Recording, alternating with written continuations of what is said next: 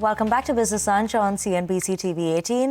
Now, Russia pounded Kyiv with missiles and drones, killing at least 12 people in the biggest attack on the Ukrainian capital this year and drawing a rare rebuke from US President Donald Trump. Take a look at this report. Rescue workers found a man alive in the rubble in Kyiv after Russia hit the Ukrainian capital overnight. At least 12 people were killed in the missile and drone strikes, and at least 90 were wounded in the biggest attack there this year.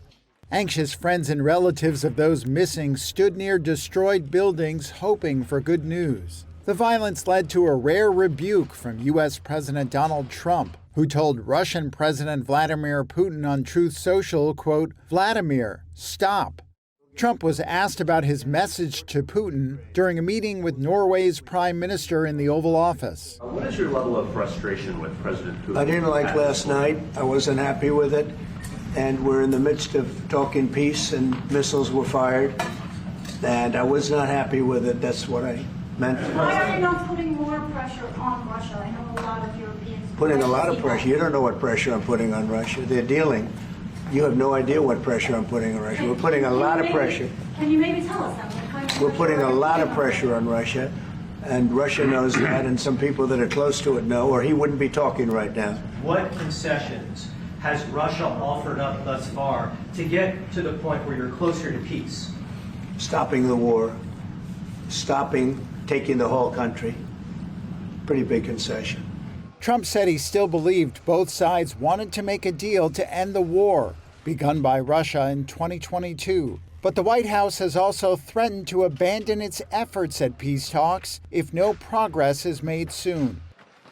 On Wednesday, Trump slammed Ukrainian President Volodymyr Zelensky over a comment in which Zelensky repeated that Kyiv would not recognize Russia's occupation of Crimea. Zelensky, who cut short his trip to South Africa after the Russian attack, said he did not see signs Washington was putting strong pressure on Russia. Ukraine's foreign minister said on X that the brutal strike showed that Russia, not Ukraine, was the obstacle to peace, a viewpoint shared by EU Foreign Policy Chief Kaja Kallas during her visit to Moldova.